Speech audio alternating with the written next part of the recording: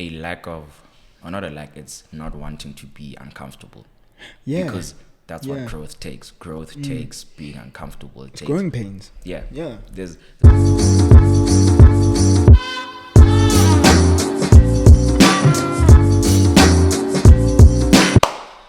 Yeah, you can intro, bro. Yo, what's up, guys? We back. Hey guys, just a bit of a shameless high, but Yeah, ish. shameful high, ish. Yeah, we know. You wanna tell them when? Guys, life has just been lifing, you know. On top of doing a podcast, like we do a lot of other stuff in life. Mainly more so on Amma's side, we've been helping him with a lot of his stuff. We've also been separated for a bit. I'm always in Cape Town, so we haven't really had time to record. Realistically, it's only been a week. Has it been a week only? Is it 2 weeks? I think so. Oh, fuck. Okay. That is long. Yeah. But yeah, we just wanted to say sorry for not recording and posting and updating you guys, but we're back now. The ball will be back rolling again. And if something like this ever happens again, we'll try like make sure that we have an episode loaded before in advance or communicate that to you guys.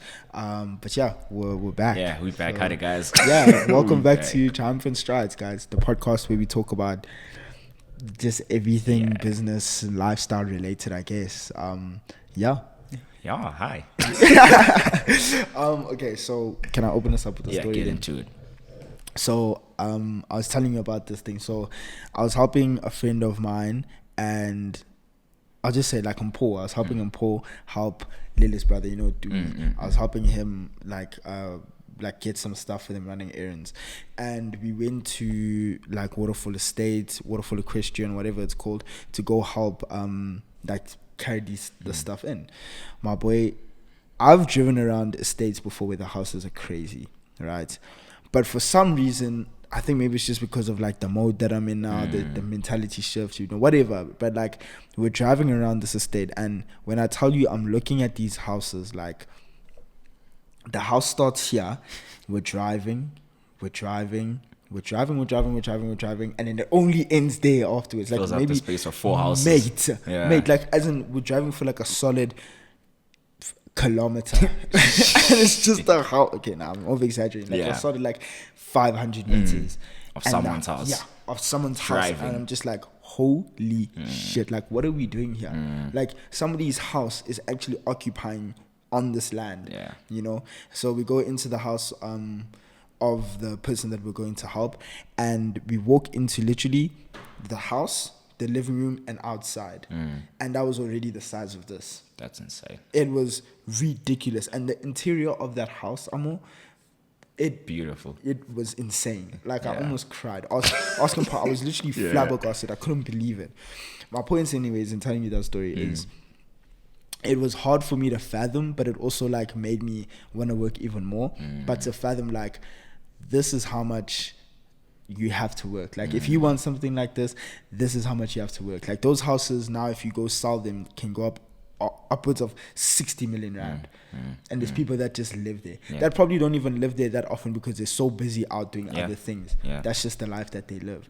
And it put me in such a state of shock, dude, because I was just like, I've seen this before. I know that we know that this exists, but to just be inside one of those houses and be like, yeah, I think that's and I think it's an important thing along the journey as well to have those moments. I think we're speaking about it now that we want to start just in our mastermind or with the boys, start going to these, you know, extravagant restaurants, extravagant spaces, because if you can be inside that restaurant or that house that is so massive that you see that it's not far away from you, it's not impossible, you're not detached from this, you know, it's not a Ferrari on your wallpaper, you're here inside it, you're actually experiencing this, and allows you to be able to bring yourself closer to the experience, be able to believe that you can actually achieve it because you're here, bro. Like you're looking at it, you know. So real, dude. And it was just it was not necessarily like a reset for me, but it was just, it made me realize that, okay, everything that you're doing right now is for this. And also understand that this person that lives in this house isn't just some average Joe. Like, there were houses there that we were driving past where there was like 4 private security cars sitting outside. Like, when we drove past, like, you could see Oaks get woke. Like, they already like scanned you, noted you. Like, who is this person approaching? Like, it makes me wonder, like, who are the people that live in there, firstly? Probably like international businessmen, like just local businessmen, whatever. But also, like, what do they do? Yeah. Like, what do you do to afford that, to like build that house, to buy the plot, and then on top of that buy the plot, and then on top of that build the house on top of that plot, then on top of that furnish the house, then on top of that send your kids to private school, and then on top of that buy the cars that you have in your garage, private security. Like, who are you and what do you do? You know, so it just kind of made me be like, okay, well, you need to fucking guys, my parents shouted at me for swearing on the podcast, so I'm gonna try to stop. But yeah, and I was just like, this is ridiculous, you know. And it just kind of took everything that was here and just brought it back to be like, get to it. Yeah, get to it. You gotta cook, dude. Huh. Yeah, it's a real experience, mate. Crazy. I think I have the same kind of experience in Cape Town. So, Oaks, I go to Cape Town quite often. I think it's a getaway, but I was saying on the phone with someone yesterday that as much as it's a getaway, I barely even leave my house. I sort of get lost in the ocean because, bro, like, I sort of see like the house, right? I look at it, I'm like, look at how big the ocean is, how beautiful the ocean is. Like, real. It just kind of opens my mind and my eyes to the unlimitedness of what I can do. Like, I can't see past or over the ocean. I can't see the other side. And I'm like, bro, I'm here looking at this here. I'm here in this moment. What can stop me, you know? And obviously, you know, when I do go around Cape Town's a beautiful city. I love Cape Town. I feel like I'm not in the country anymore. Yeah, it's like a getaway, dude. I really it's like, feel like it's fully a getaway. I'm not in the country anymore. And just being in that experience is like, bro, okay, I get I'm here now. Maybe not on my own accord. I'm not here. I'm not the one driving this car. I'm not the one in this house. But I'm here in this experience, and I can see that I just need to get here. Like, this Ferrari is here. I just need to now get myself my keys. I need to get my own keys. It's here. Yeah.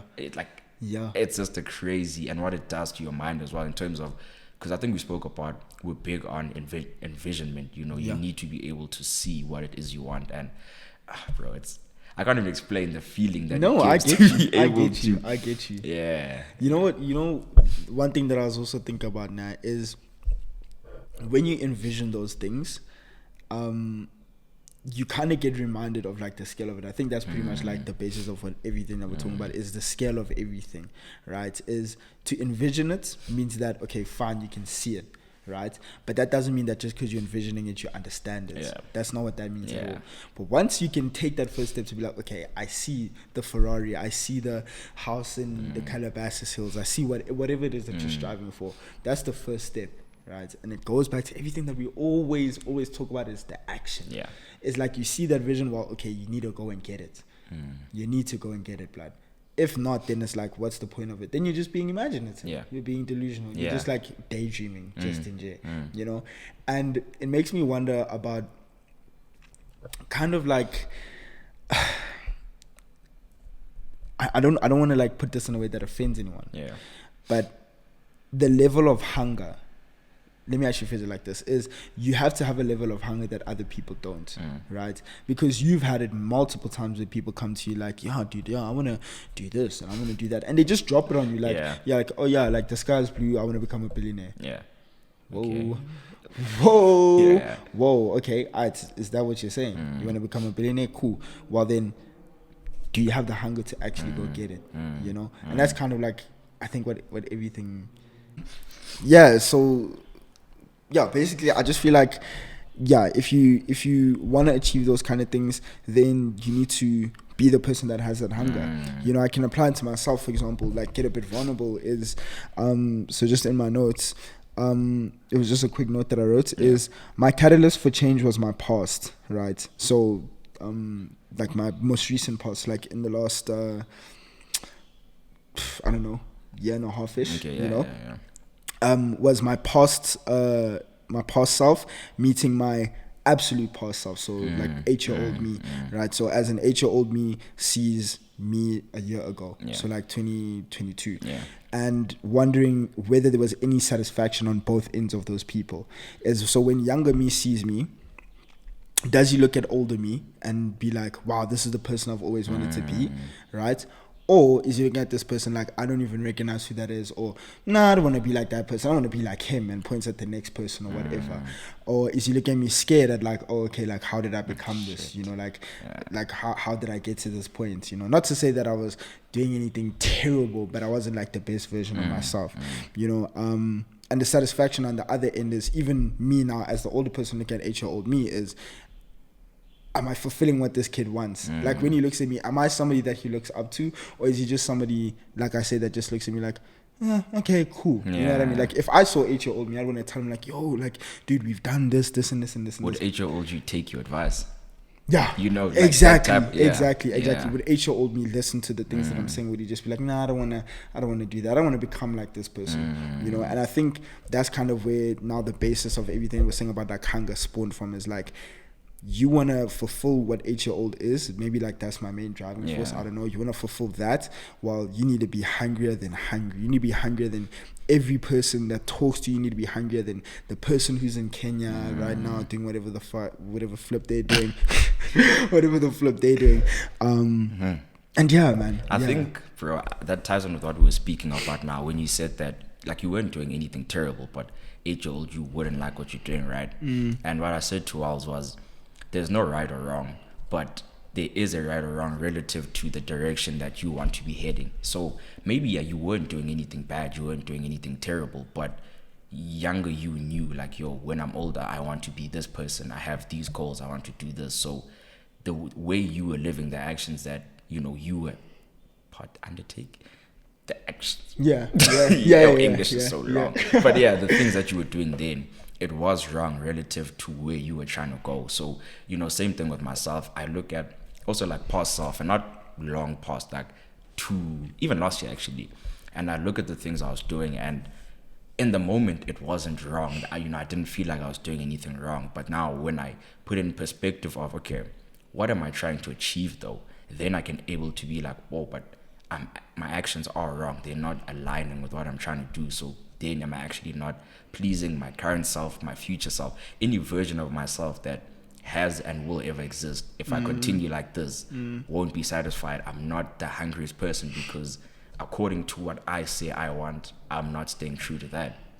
So I think it ties in very much with that. And with the hunger, bro, I think, like you said, it literally is the driving factor, because anyone can plan, bro, I can give you a business plan, I can draft a whole business plan and sit on it.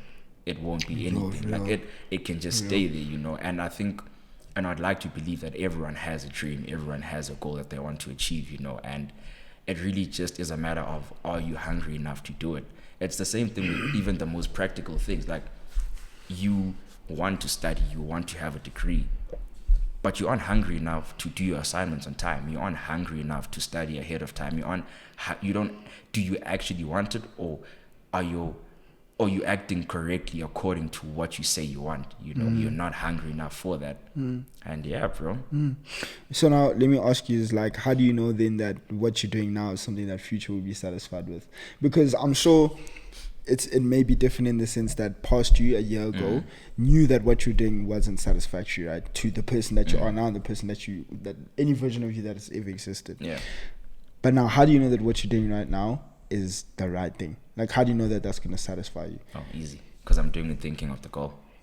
Like, even if I make mistakes, which I'm going to, which I have to actually to learn, but even if I make mistakes along the way, or some actions I'm taking are not the best for me now, but everything I'm doing at the end of the day is anchored to the goal. So, you know, so I think the most important thing is having that anchor, being able to see that, look, there's where I need to be. I may go like this, I may, you know, take an unconventional path, I may have to fall, go up, but I see where I'm going. It's not just I'm going, you know, I'm not just driving with no destination.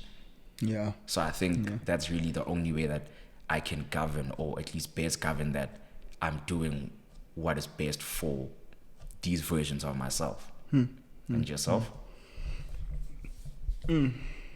It's probably the same. I think it's pretty much the exact same. I like what you said about everything that you're doing right now is anchored to that end goal of the person or what you want to have achieved by the time you are 30 or whatever it is. If I didn't have that, then I don't want to say I'd be doing that thing where I'm just driving in the dark mindlessly, but I think it would make everything else so much more harder to achieve, you know, like, because there's no sense of direction, you know. Well, there's a sense of direction, but there's no like path to follow in that direction. So you know, like, okay, the only place I want to go is up, but you don't know what path you need to follow to get up there, you know. So yeah, it's probably just the fact that everything that I do now is anchored to the type of person and the things I want to achieve by certain points in my life, you know. Listen to this quote. So Chris Williamson, he has a podcast. You guys should check it out if you don't watch it. So he said the reason people never try is because the upside of never trying is never having to feel failure.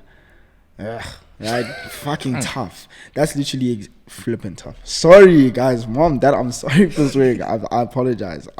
Yeah, that's literally the upside of it, is if you never ever have to try, then you never ever have to feel failure. But I'm gonna add to that is but you're not understanding that even you not trying is a sense of failure. Right? Because even if you didn't attempt to do it, you still never got there. So technically speaking, you still failed. You know? And I think we always talk about it, but like that's like the thing that like holds people down. Like instead of the anchor being, like you said, the goal, the anchor is you're too scared or you're not capable of doing it. And it's like, why? It's like, why? There's so many use cases of people out there who are in way worse situations than you ever were in your life, at different stages in their life as well, like so much more farther into the future, who have for some reason been able to pick it up, take it, get rid of the fear, take the goal and use that as their anchor, you know, or use that as like the umbrella to pull them up. So I don't know. That's it for me. I have a question. So with that quote, what do you think, or what made you not fear the possibility of failure? How do you overcome that fear of failure, if you do have that fear of failure? I don't know if this will make sense, but it's the failure. The failure is what... Does that make sense? Nah. It doesn't make sense? So what made me overcome it is the fear of failing, I guess. Yeah, that's what made me do it. Is because I don't want to fail.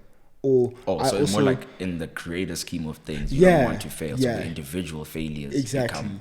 Yes. So thank you for wording it properly. Yeah, like that's exactly what it is. Like it can't be an option. Like it's just one of those things. We've said this multiple times, but it's just...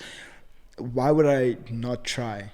You know, like remember that quote I said to you, in life you must choose your regrets. Like I'd rather regret other things than regret not even trying to make it somewhere. Forget a billion, forget 100 million, even just a milli, even just to be financially comfortable. I would regret my life if I'm just stuck in a situation that I know I could have possibly prevented by starting earlier.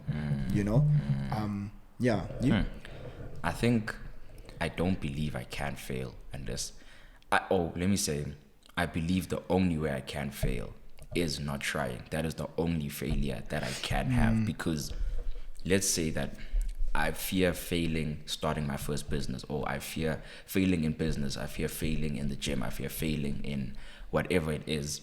But I don't believe that it's a failure, because if now the business I'm starting doesn't work, cool, this business didn't work, but it doesn't mean that I will never ever not have my business. You know, so I think I look at everything as it's a lesson. It's either a lesson or a win. You know, I don't believe that you can fail unless you are not trying. You're not giving yourself the opportunity to try. I think that is what I deem for myself as where I failed myself, because there's been things I never believed that I could do. I never, like one of my goals in the beginning of the year is meditate 10 minutes every day. And I set this out never having meditated before. You know, I didn't think I could. I didn't believe I could. But me trying like that, if I hadn't tried, I would have failed myself.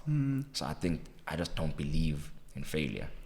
Okay, fuck yeah. Yeah. So, okay, now let me ask you this, and like this might be a personal attack on some of the people watching, but okay, aside from failure, what do you think it is that causes people not to chase? So like, okay, we've spoken now about people who like just say things, or like they drop it on you that they want to do this, or they'll have like a week of motivation and then that motivation like will stop somewhere, someplace. Aside from failure, what do you think it is that also just makes people be like? I think I said in the first podcast, that knowledge gap between what you know and the experience you've had from that thing. So, I think it's just inaccurate expectations of the difficulty or the requirements that it needs. So, like you said, someone who has that week of motivation, it may be because in this beginning stages it's quite easy, and I think that this is how it's going to be the whole time, and then it's not. Or I don't have enough understanding or knowledge on what it's going to take for me to start a business, for me to chase my dreams, so I don't do it. Maybe had I read a book, just one book that painted out business a bit better for me, then I'd want to chase it. I'd be able to try. And I think it's that gap in knowledge. But I don't think I can answer the why they don't, or why they won't get that knowledge, why they won't, not closing. Your English is killing me. Lessen that gap, It is closing the gap. No, I said closing. Oh, okay. Okay, Yeah, so I think it's just, but I don't think I can answer them why not seek to close in that gap. I think I would really just root it all down back to fear, or maybe a lack of belief. I don't know, man. Okay. And you, what do you think? I think, aside from all the things that we've covered, so like knowledge gaps and everything, I think people are also like very lazy and like desensitized, to the things that you're saying, like to the hard work that needs to go in. Like nowadays, I don't want to sound like an old person, but like we're so desensitized to everything that happens. Like if you know that you can get McDonald's, instead of asking, Mom, can we stop on the side can we stop at McDonald's and get food, and that's like an extra 10 minutes, you can instead spend that 10 minutes, like open your phone, order food to get to your house, and then you eat it and then it's done. You can literally go on TikTok and scroll for hours and just get short bursts of dopamine. Like all of these things, everything is so much more easily accessible that, like you're saying, once you're then faced with the challenges, you don't have the capacity to like face them head on and take the time in the process to figure it out, and then go through it, weather it, and then now get the dopamine at the end of having fixed that issue. And that doesn't mean that it's just a one-time process. Like you could think of a solution, it happens, you go through it, and then it's not right. So you need to go through it again and again. And people just don't. I think they're just lazy. I think with that also, it's a lack of, or not a lack, it's not wanting to be uncomfortable. Yeah. Because that's what growth takes. Growth takes being uncomfortable. It takes growing pains. Yeah. There's no ways that with anything, bro. Like that's why I put myself through things like a cold shower. I don't go through a cold shower because of the health benefits, like whatever they may be. But I know that I need to be uncomfortable in the morning for me to understand that, it was uncomfortable, but I did it. And I can do anything else. So I think just because we know that with something new, trying something new, it requires some level of growth, whether it's in your intellectual capacity, it's in your physical ability, but it requires, or emotional, but it needs some level of growth, and that needs discomfort. And no one wants to be uncomfortable like that. That's what everyone, even with what we're doing now, it's discomfort now for comfort later. So 5 years of it, that's it. End of the day, we all still want to be comfortable. So I think that fear or lack of just not wanting to be uncomfortable, and I think self-inflicted discomfort is what you wouldn't want. You never want to bring yourself to a situation purposefully where so I think overcoming that may be what's stopping people. Because even something as, and maybe I say simple because I've been doing it, but the gym, like getting in the car or whatever and going to the gym, most people, they can do that part. People travel everywhere every day, so they can do that. But it's the thought of when I get there, I'm not going to be comfortable. I need to put myself through a certain degree of pain, a certain degree of discomfort. And with everything else, jumping in a cold pool, I know that, I want to swim, but being inside that pool is not going to, so I think it's just not wanting to self-inflict that discomfort that stops people. Yeah, Yeah. Yeah, 100%. 100%. Yeah, no, I hear you. I hear Yeah, you. man. Yeah. So now to pivot from that, I have a question that may be a bit personal. Hit me, bro. Hit But me. and I'm asking this just to give context. So, and I've done it myself, right? But I've seen that it's very easy to look up to someone or see someone that is doing something that maybe you look up to or something that inspires you, but then to get or to mistake that with now that being the entirety of the person, and you want to emulate every single thing that they're doing. I don't think you maybe blur the lines between they're good or they're bad, or you take everything that they're doing, that they're saying as fact, and you want to do that, or you don't take into consideration their trajectory to get to where they are, and now you compare yourself to this, apply pressure to yourself looking at this person. And an example, you actually even helped me with this, right? So Iman Gachi, which I think we've mentioned a lot of times, and Yeah. I think he was one of the first YouTube guys that like really I really resonated with, and I looked up to what he was doing. But I kind of got so locked into it that everything he posts, everything he says, all his frameworks, I applied that, and I was doing that like every single thing.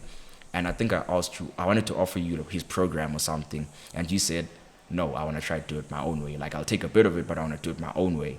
And it's something so normal, but for me it was like, oh, I don't have to do every single thing he's saying, And I think I wanted to ask you, one, what you think the dangers associated with that are, and if you think that you're someone that people should be doing that with. Shit. Okay, so like I'll answer the first part. So yeah, like I've definitely done that before, like many times. Like I low-key even still do it to this day. Not so much like comparing myself, but I do take anecdotes from other people's lives who are successful, and I try to apply it to myself. But it's like I said, like even if I do that, I'll take some of it, but I'll try to do it my own way. For example, again, surprise, surprise, my favorite rapper, Drake. Like a lot of the things that he raps about are things that I desire. Even if it wasn't Drake, like the things that he raps about are things that I desire. I want to be at the Masoni room in the Biblos. I want to be, choppering to your wedding and then going back to Monte Carlo. That's the type of life I want to live. Yeah. But it doesn't mean that if I live my life exactly the same way that Drake lived his life and became a rapper and, was involved in whatever, that my life would go the same way. The thing that helps me with that is the fact that, bro, I'm my own person, Everything that has happened up until this point in my life has been so unique and from everybody else's life. Like, sure, there's overlaps. Like, for example, the people that we went to high school with, that's an overlap, right? We're all the same in the sense of we all got an IEP education from the same school. Other than that, there's nothing else. How we completed that is also very different. Yeah. You could have struggled. I could have found it easy. Like, all of these things are so, like, intricate and specific to you that you cannot model your life after anyone else. You completely cannot do that.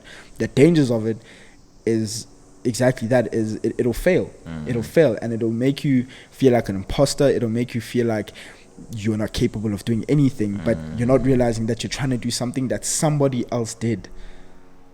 Somebody completely different from you. Like I said, different circumstances, different life, different upbringing, different parents, different financial, all of this shit.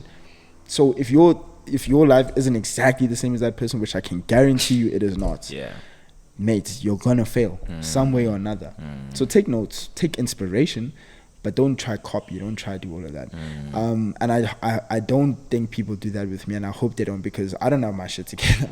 I really do not, mate. Like, I'm 21. Like, I'm still trying to finish university at the same time. Like, my shit, like, I'm busy. Yes, I'm trying my best, but don't try model after me.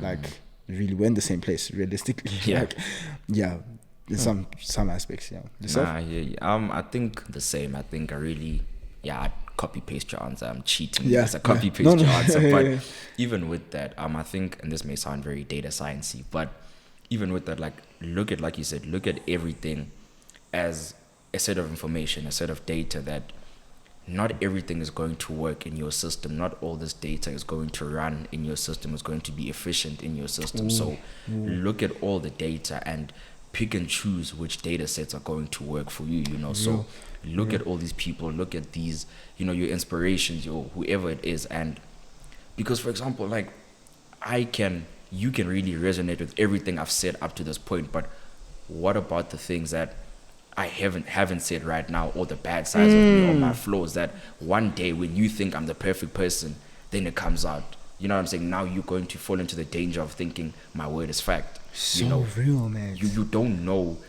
all my thoughts. Yeah. You know what I'm presenting to you, and one day that may be inaccurate data for you, know. So analyze the data and understand that, okay, cool, maybe his mindset on business is going to be beneficial to me, but his extreme views on cutting out your friends and doing this is not going to work for me. That's not, and you don't need to apply that. I think that's one thing that I also saw myself doing. Like I said, like with Iman Gachi, right?